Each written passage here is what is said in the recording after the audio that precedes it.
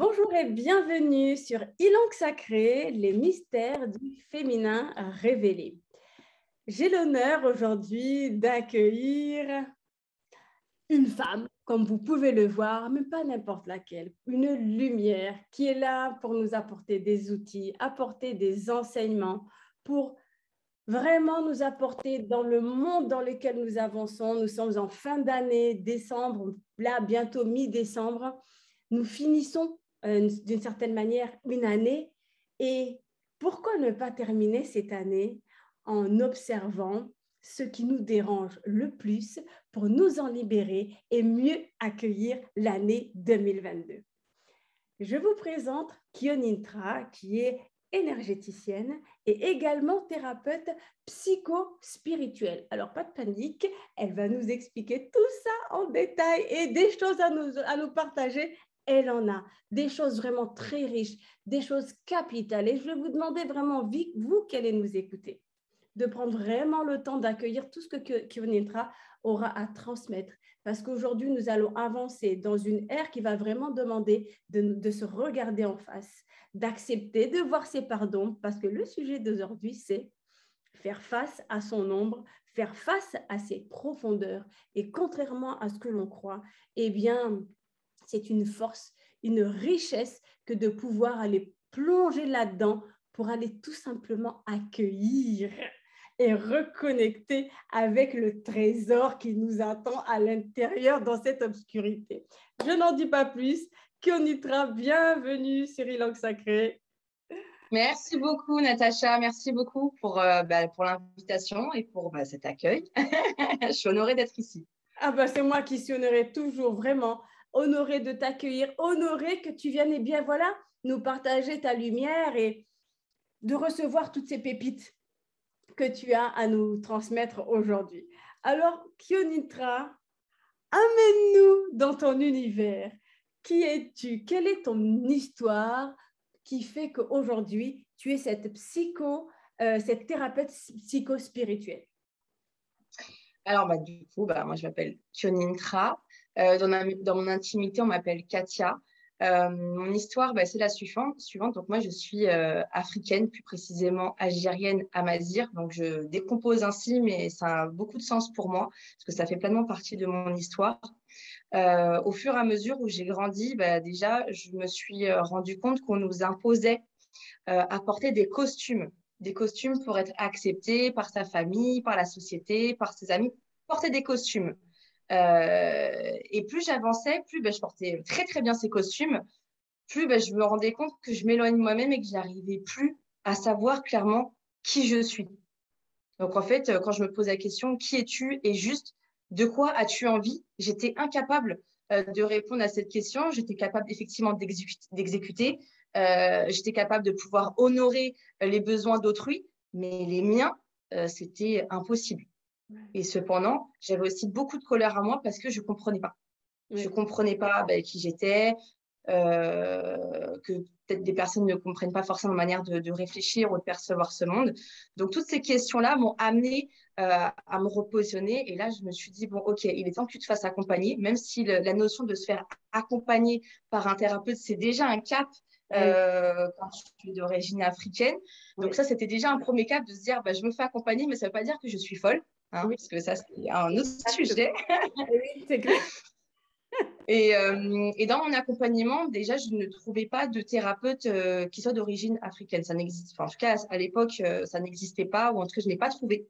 Et j'étais confrontée, du coup, à des personnes qui étaient effectivement thérapeutes, mais avec cette vision occidentale. Donc, avec une culture, des croyances qui sont en lien avec l'Occident et qui ne comprenaient pas du tout mon attachement à ma famille, ce besoin d'être forcément accepté, validé. Donc, on me donne des axes de réflexion, mais qui n'étaient complètement pas en accord, ni avec mes besoins à date, ni avec ce besoin juste d'être comprise. Oui. Juste simplement de le dire, on me comprend. Et je me suis dit, encore une fois, on ne me comprend pas. Donc, j'ai dû, par moi-même, cheminer, prendre effectivement ce que les thérapeutes avaient à me donner, mais en ayant cette conscience qu'il n'y avait pas tout à prendre. Oui. et de choisir, dire bon, ça, je ne prends pas parce que clairement, ça ne me parle pas, ça, c'est OK pour moi. Et en même temps, au fur et à mesure des années, de me rendre compte que même dans le milieu thérapeutique, on crée de la dépendance thérapeutique. Oui, tout à fait. Il y a des personnes qui créent de la dépendance thérapeutique. Et moi, j'ai été confrontée à ça et je me suis dit, mais c'est pas possible. Comment ça se fait que ça fait X années que je suis accompagnée et que ça fait encore X années que dès que j'ai une question, je pense à ma thérapeute, au lieu de dire que je vais penser à moi et que la réponse, elle est en moi. Et là, il y a un truc qui s'est passé. Il y a un truc où je me suis dit, c'est pas normal. Ce n'est pas normal. Et au fur et à mesure où j'ai évolué, bon, j'ai eu un accident de voiture qui a complètement fait basculer, on va dire, les choses dans ma vie et qui m'ont aussi permis de me reconnecter à mes racines. Et là, j'ai eu une prise de conscience. Je me suis dit, mais c'est pas possible. En fait, tu as été instrumentalisé pour apporter des soins à quelqu'un. Tu as toutes les ressources en toi et surtout, tu as une ressource clé, ce sont tes racines. Hmm. Donc, quand j'ai compris tout ça, ben, ça m'a permis vraiment de sortir de ce processus-là thérapeutique qui n'était pas juste. Hmm. Kionitra, tu viens de mentionner quelque chose qui n'est pas des moindres. Tu as eu effectivement cette expérience d'accident et tu dis que ça t'a emmené à reconnecter avec tes racines. Mm. Dans quelle mesure est-ce que cette expérience, je le dis bien expérience divine, t'a-t-elle emmené à ouvrir finalement cette conscience de la puissance de mes racines? Parce que bah, après mon accident, j'avais besoin de me retrouver, de me ressourcer. Oui. Donc, j'ai décidé de partir aux Canaries. Je Mm. ne comprenais pas pourquoi, mais j'avais vraiment cette envie, c'était vraiment vital, hein, viscéral, de me dire, je dois aller là-bas. Et quand je suis arrivée aux Canaries, je me suis mise à pleurer. J'ai eu beaucoup d'émotions. Et la première phrase que j'ai sortie quand je suis descendue de l'avion, c'est, je suis chez moi. Oh là, tu me donnes des frissons là. Donc, bon, moi, je sors cette phrase, je ne comprends pas. Ben, comme je t'ai expliqué, je suis d'origine algérienne, certes, Ah. je suis amazigh kabyle, mais quel est le rapport entre la Kabylie et les îles Canaries? Donc, pour moi, à ce moment-là de ma vie, je me suis dit, il n'y en a aucun, aucun. Donc, j'avance dans cette île-là et au fur et à mesure, je ressens plein de choses, je ressens des choses autour de moi. Mm. Et lors d'une excursion, j'étais avec un guide d'origine marocaine et j'arrive et je pleure en fait. Dans une montagne, je pleure. Je dis, il y a eu beaucoup. euh, je sens qu'il y a eu beaucoup de tristesse et de mort ici. Donc, je sors ça comme ça ne sortait de nulle part. Lui me regarde, il me dit, mais attends, est-ce que tu es d'origine amazigh? Je lui dis oui. Mais il me dit, est-ce que tu connais l'histoire des îles Canaries? Je fais franchement pas du tout, je suis juste venue en vacances. Et là, il me regarde et il me dit, tes ancêtres t'appellent. Oh Cette purée. terre, c'est la tienne. Et là, j'ai comme une vague d'émotion, je fais, waouh, ok, là, je pense qu'il se passe vraiment quelque chose. Donc, on commence à échanger et je lui explique un peu mes ressentis. Et de là, il m'explique qu'effectivement, les Canaries de base, ce sont des terres ancestralement amazirs, mais qu'avec les différentes colonisations, il y a une partie de la population où il y a eu effectivement un génocide. Donc, j'utilise bien ce terme-là, c'est volontaire. Et il y a une partie de la population qui a été effectivement déportée en Amérique du Sud et au niveau des Antilles. Donc là, j'étais sans mots. Oui. Donc, c'est comme ça qu'au fur et à mesure, j'ai pu reconnecter. En fait, ce n'est pas moi qui suis allée vers la Terre. Oui. Moi, je pars du principe que la Terre, elle a une mémoire et c'est la Terre qui m'a rappelé à elle pour que je puisse me souvenir que j'avais bien un lien avec elle et qu'elle était bien là pour m'aider et me porter dans ce que je souhaite effectivement transmettre, mais même révéler vis-à-vis de moi-même, Oui. dans mon ombre. Mais on en reviendra plus tard. Ok. Extraordinaire. C'est puissant en fait, parce que moi ce que j'entends en tout cas, c'est que tu as su être à l'écoute en fait. Tu as su capter cet appel subtil de, de suivre en fait finalement ce que la vie te demandait tout simplement. Tu ne t'es pas mise dans cette, comment dirais-je, victimisation de ton accident, mais tu as su en même temps être alerte et suivre ce message, cet appel, et voilà, et finalement, ça t'a emmené à reconnecter d'une certaine manière avec ton identité. Exactement. Voilà. Et donc, à partir de là, tu as commencé à ben, proposer ces accompagnements en tant qu'énergéticienne, c'est ça? Alors, j'ai attendu un petit peu Mm. parce que j'avais besoin aussi, moi, de me retrouver sur d'autres plans plus subtils. Oui. Parce que, on va dire, la partie consciente, c'était OK. Mais là, sur le plan, on va dire, ésotérique, il y avait plein de choses qui bougeaient et c'était pas juste pour moi d'accompagner à ce moment-là. Je me trouvais encore trop jeune parce que mon accident de voiture, je l'ai eu à 26 ans et je me disais, non, OK, tu vas accompagner des personnes, mais tu ne veux pas être dans la posture de la sauveuse. Tu n'es pas là pour sauver des gens. Toi, tu veux les accompagner pour qu'ils puissent se retrouver. Et la démarche n'est pas la même. Donc, j'ai continué à cheminer par moi-même pour le coup.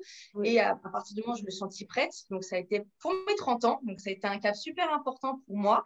Oui. Là, j'ai dit, bon, OK, tu as passé le cap des 30 ans, tu te sens bien là à ta place et tu te sens prête aussi à accompagner les autres. Donc, c'est là où j'ai pu effectivement lancer mon activité en tant que thérapeute psychospirituelle énergéticienne. D'accord.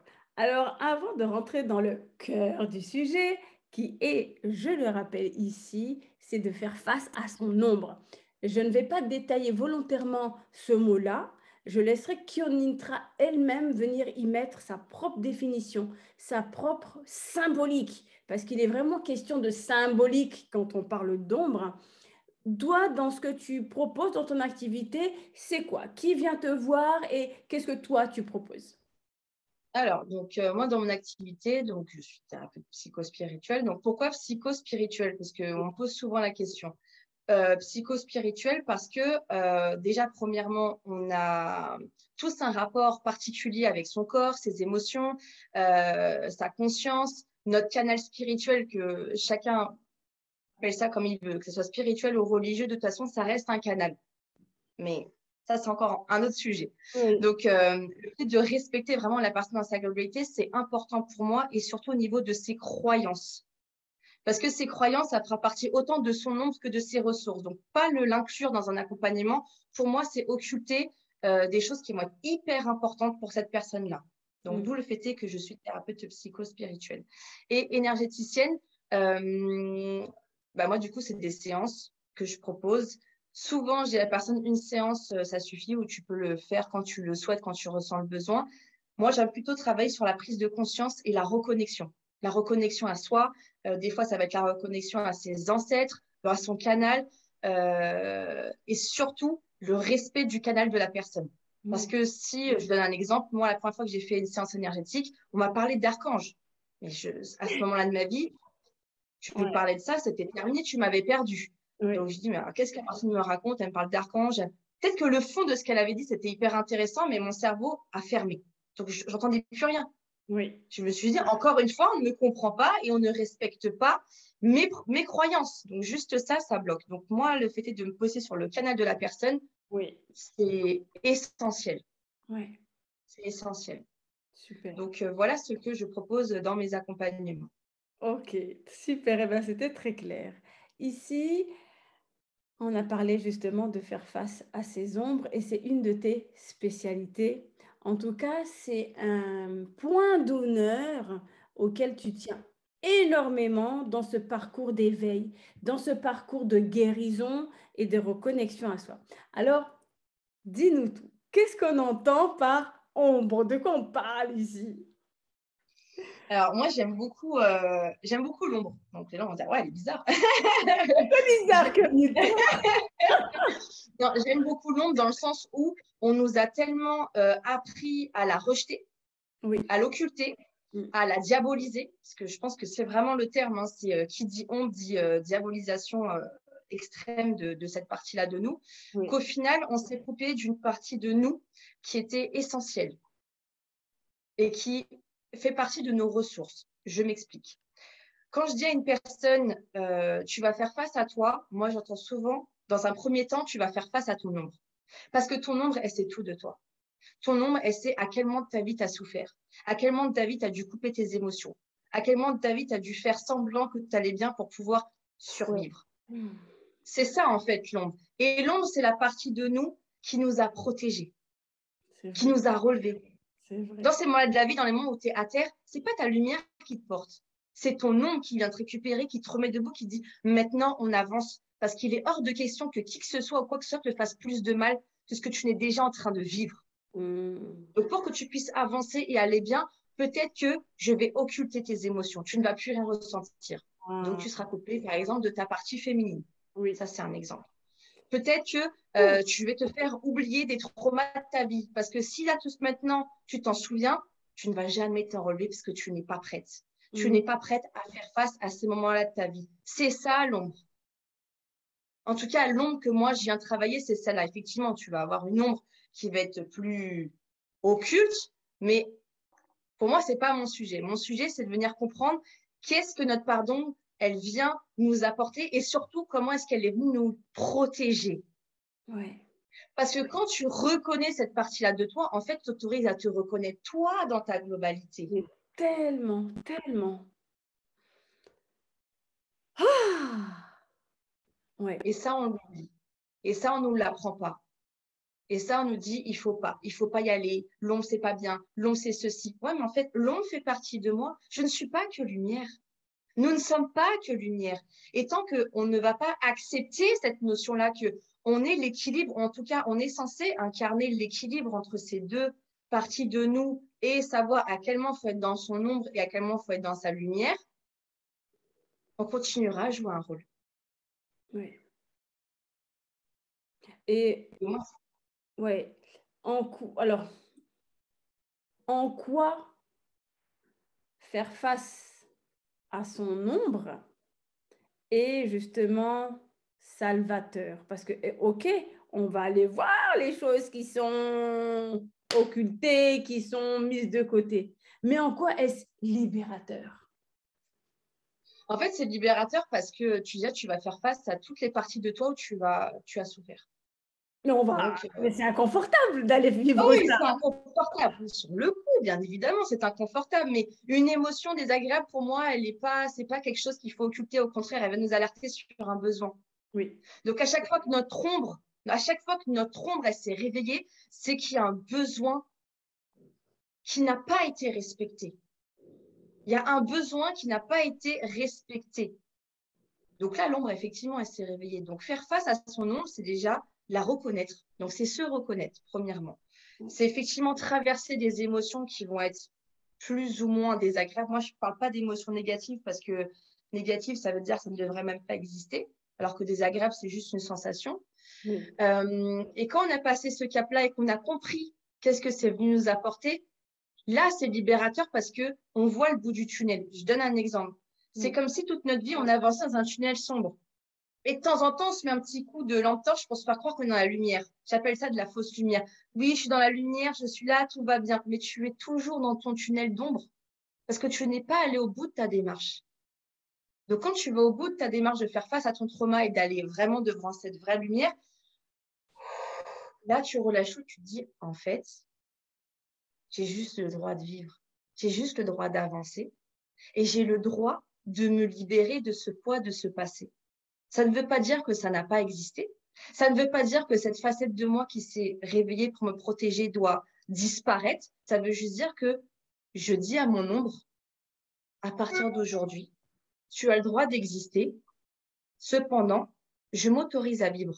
Donc, je te demande, s'il te plaît, de rester de côté, d'observer ce qui se passe. Si tu sens que je suis en danger, tu as le droit d'intervenir, bien évidemment, mais de me laisser faire mon expérience parce que j'ai envie d'expérimenter. Et c'est ça, après, de pouvoir retrouver un lien avec son ombre, c'est qu'on n'est plus dans « tu m'embêtes, tu me laisses pas vivre ». Souvent, c'est un exemple qui revient souvent, c'est j'ai été blessée sentimentalement parlant, je n'arrive plus à aimer de nouveau. Oui, C'est exact. l'ombre qui vient nous protéger pour ne plus qu'on ressente cette notion d'amour. Oui. Alors que faire face à l'ombre et lui dire « ok, cette personne, elle nous a blessés et regarde, le bagage, on le pose à terre, on va le vider, il ne nous appartient plus. » Parce que nous, on s'est pardonné. On s'est pardonné parce qu'on a créé une expérience qu'on a voulu amener à nous parce qu'on devait grandir à travers cette expérience-là. Tu n'as pas fauté, je n'ai pas fauté. Donc, on se pardonne. Par contre, l'expérience qui est devant moi, je te demande, s'il te plaît, de ne pas occulter ni mes émotions, ni mes sentiments, parce que je veux pleinement la vivre. Peut-être que cette personne ne sera pas juste pour moi, peut-être que oui, mais en tout cas, j'ai quelque chose à expérimenter. Si je suis là, c'est que j'ai envie d'être là. J'ai envie d'être là. Donc, je te demande, s'il te plaît, de me laisser vivre. Cependant, si à un moment donné, je m'oublie, si à un moment donné, je me perds dans cette relation ou que je suis en danger, je compte sur toi pour me rappeler que je suis ma priorité. Donc là, ça devient salvateur. Et là, on crée une collaboration avec son ombre pour cheminer et avancer librement et sereinement. Ah, Kenitra, j'adore. Merci. J'adore. Ah non, mais c'est tellement beau. En fait, finalement, j'ai envie de dire, c'est d'arrêter ce combat, effectivement, au quotidien, de, des deux côtés. On tiraille avec son ombre. On tiraille parce qu'on nous dit que mais ça, c'est ton mauvais côté, donc occulte-le. Non, non, non, c'est pas bon. Tu amènes une telle symbiose, une telle harmonie, tu vois, de ces deux énergies que, en tout cas, personnellement, en t'écoutant, tu m'as encore plus donné de la détermination à aller encore plus dans mes profondeurs. Ce que je fais hein, au quotidien, ça, au contraire, moi, les profondeurs, je choisis d'y aller justement. Mais là, de t'entendre, c'est comme si tu venais encore rajouter de la poussière de fée, tu sais, pour encore donner envie, cet élan de ouais, on continue ce chemin. Parce qu'en fait, contrairement à ce que l'on peut croire, eh ben, faire face à son ombre, c'est récupérer toutes ces parts de soi-même pour retrouver son entièreté, la globalité de son être, pour être pleinement soi et rayonner, quoi. Exactement. C'est exactement ça. S'autoriser à se retrouver dans sa globalité et ne plus occulter une facette de soi parce que c'est mal vu, parce que les personnes ne vont pas forcément comprendre. On n'incarne pas une seule facette, on a plein de facettes. Ouais. Et chaque facette de nous, elle va se révéler en fonction de la situation et de la personne qu'on aura devant nous. Donc, c'est sain. Mais il faut les comprendre et surtout, il faut les accepter. Et Kyonintra, je vais faire un lien avec donc, ton histoire de tes racines. Ce que tu es aujourd'hui avec ce parcours d'identité, qu'est-ce que ça a créé? Qu'est-ce que ça t'a permis peut-être de reconnecter? Qu'est-ce que tu as compris justement en acceptant, en reconnaissant qui tu étais et d'avoir vraiment fait la paix avec tes origines? Ouf, beaucoup de choses.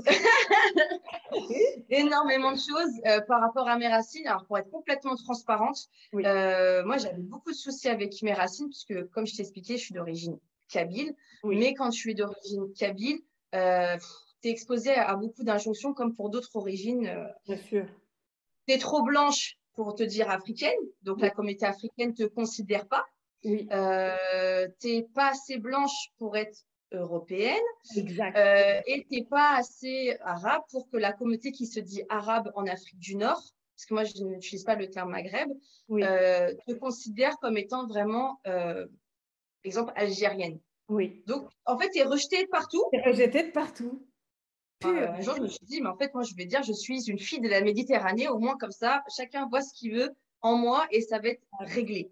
Et Waouh. le fait est d'avoir été rejetée de partout, même de la communauté kabyle, parce que pour la communauté kabyle, en majorité, une vraie femme kabyle, elle est blonde, elle a les yeux bleus, voilà, elle ne peut pas avoir des cheveux bouclés, il faut qu'elle ait les cheveux lisses. Bon, bref, il y a une certaine vision de la femme où moi, je ne me retrouvais pas. Donc, je me retrouvais nulle part. Ouais. Et le fait d'avoir reconnecté à mes racines, de quelque chose de plus grand que moi, au final, parce que Oui.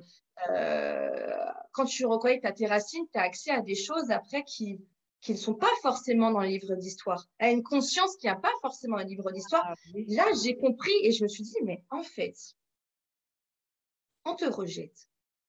OK. Mais c'est pas toi que l'on rejette. Toi, en tant que femme, toi, Kionitra, Katia, c'est pas toi que l'on rejette.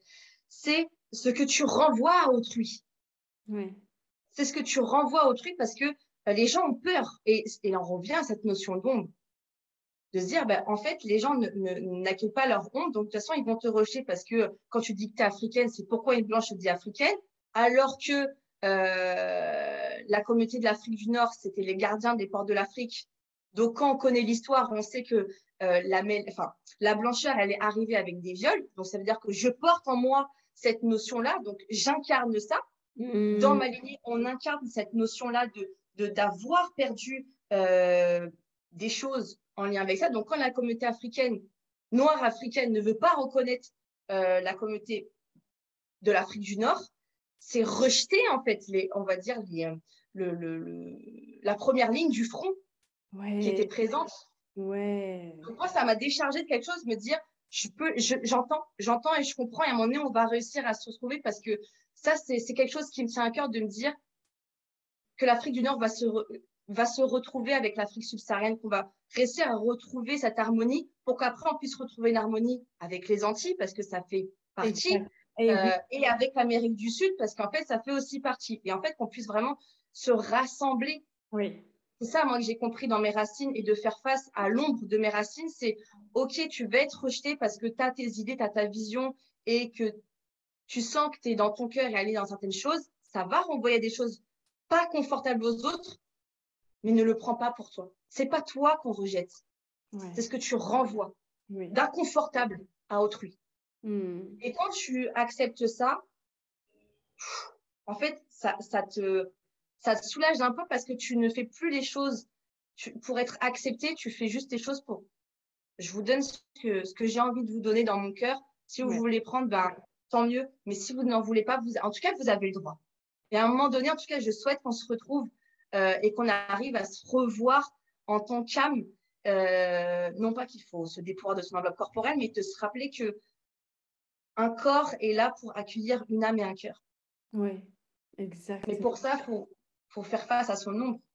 Si tu ne fais pas face à ton ombre, tu seras incapable de voir la beauté de l'âme d'autrui, parce que la seule chose que tu verras, c'est toutes les blessures que autrui te renvoie. Exactement. Je bois tes paroles, Kenintra. Je bois tes transmissions parce que c'est tellement rempli. C'est rempli d'enseignements, c'est rempli de pépites que l'on peut justement extirper pour l'adapter à sa propre histoire et Bien voir sûr. dans quelle mesure est-ce qu'on peut rebondir dans notre histoire, tout simplement. Effectivement, eh ben, grandir, se sentir en paix avec ce qui est, malgré les rejets, malgré effectivement les inconforts que l'on peut susciter chez certains. Par rapport à ce en quoi tu œuvres, Kyonitra, et ce que tu es, ce que tu incarnes, et au vu de la thématique du jour qui est de faire face à son ombre, faire face à ses profondeurs, si tu avais un message pour les femmes et d'une part pour les hommes, quels seraient ces messages-là? Alors, pour les femmes, mon message serait le suivant. Vous avez le droit de vous prioriser. Vous avez le droit de ressentir. Et surtout, vous avez le droit de vivre.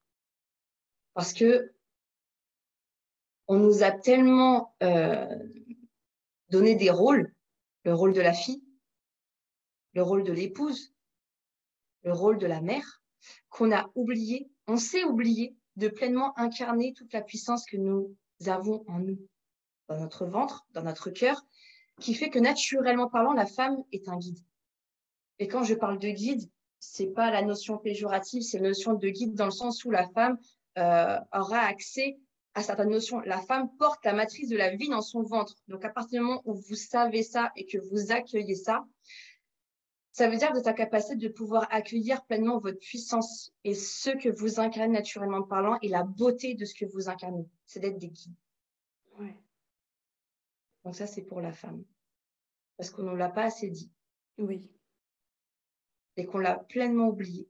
Waouh, oui. Alors qu'ancestralement parlant, la femme était vraiment la guide Oui. pour beaucoup de choses. Voilà.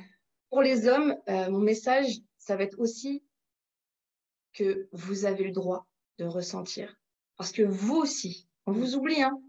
On Ouais, vous oublie, messieurs. c'est Vous vrai. aussi, Ouais. on vous a coupé de vos émotions. Vous aussi, on vous a mis dans un rôle du portefeuille sur pattes, Oui. celui qui doit prendre toute la responsabilité matérielle, celui qui n'a pas le droit de ressentir, celui qui n'a pas le droit de pleurer, celui qui n'a pas le droit de se plaindre parce qu'il doit Oui. porter le matériel. La femme, elle porte l'émotionnel. Mm. L'homme doit incarner de porter le matériel. C'est ce qui fait qu'aujourd'hui, malheureusement, on confond la polarité avec le genre. Être un homme, ce n'est pas être dans son masculin. Oui. Être une femme, ce n'est pas être que dans son féminin. Et on ne doit pas se retrouver ensemble parce qu'on doit créer une synergie ensemble. C'est faux. Donc, vous avez le droit de vous reconnecter à vos émotions, donc votre part féminine. Parce que la part féminine, ça ne veut pas dire porter des talons aiguilles, être en mini-robe, être super sexy. Être dans son féminin, c'est s'autoriser à ressentir, à être dans sa créativité, à être dans sa vision, à être dans son intuition. Ni plus ni moins. Ex- Après, tout ce qu'il y a autour, c'est de la fantaisie. Oui. Mais ça encore, c'est un autre sujet. Oui. Donc, autorisez-vous à pleinement incarner vos émotions parce que vos émotions, elles sont aussi là pour vous guider, messieurs.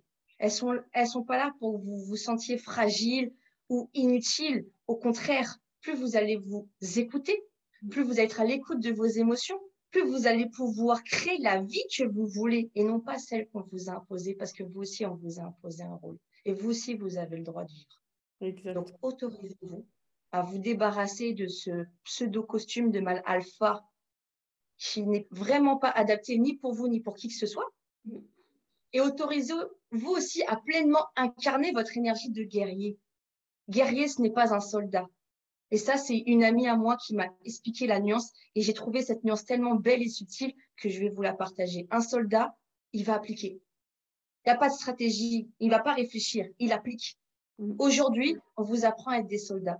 Rappelez-vous que vous êtes des guerriers. Un guerrier, c'est quelqu'un qui va ressentir, qui va voir arriver une attaque parce qu'il est dans son intuition, il est dans son féminin, il va ressentir, il va créer, il va rassembler. Ouais. Et là, il va pouvoir avancer dans l'harmonie de ce qu'il incarne et dans l'harmonie de ce qu'il rassemble. Et c'est ce qui fait que l'homme et la femme ne se voient pas comme des ennemis, mais comme des alliés. Exact, tellement ça. Ouais. Donc, autorisons-nous à pleinement incarner ce que nous sommes dans toutes nos facettes, même celles qui vont déranger notre entourage, parce qu'au final, en les dérangeant, on leur permet aussi de pouvoir travailler sur eux-mêmes. Donc, on leur fait ce cadeau-là. Et à chacun de voir le cadeau dans ses expériences et dans ses rencontres. Donc, autorisez-vous. Magnifique. Je rends grâce pour ce beau message, Kionitra, pour cette belle transmission tellement remplie de sagesse. Et je viens aussi renforcer ce que Kionitra a dit, alors que ce qu'elle a déjà dit est tellement, tellement puissant. Osons incarner ce que nous sommes. Incarnons notre unicité. Certes, elle va déranger parce que nous ne sommes pas tous au même niveau de conscience. Mais plus nous serons qui nous sommes, plus nous allons nous autoriser à rayonner notre parfum. Et même si notre parfum peut déranger en face, il va quand même contribuer à créer quelque chose de beau à un moment donné pour là où les personnes qui ressentent voilà, ce parfum que nous émanons. Donc, autorisons-nous à assumer notre unicité, notre authenticité, qui nous sommes vraiment. Nous sommes là pour être nous dans l'amour, dans l'authenticité et dans la vérité et dans l'amour. Clairement, voilà, il n'y a même pas d'autres mots, c'est juste ça. Voilà. Kionitra, on arrive à la fin de notre interview. Je te remercie pour ce moment de partage fort riche, fort profond et tellement lumineux. Et je rends grâce pour ça. Voilà. Merci beaucoup. Merci, Natacha, encore une fois, pour cette invitation, ce moment, de m'avoir permis de pouvoir m'exprimer librement dans mes ressentis et dans mon parcours. Et puis, j'espère que ça arrivera dans les cœurs qui vont prendre le temps d'observer, de regarder cette chaîne. Et je vous souhaite d'incarner pleinement qui vous êtes et d'être dans votre cœur. Parce que, comme l'a dit Natacha, la seule solution, c'est l'amour. C'est ça. Dans toute situation. Exactement. Eh bien, merci à vous de nous avoir écoutés et à très bientôt pour une nouvelle interview.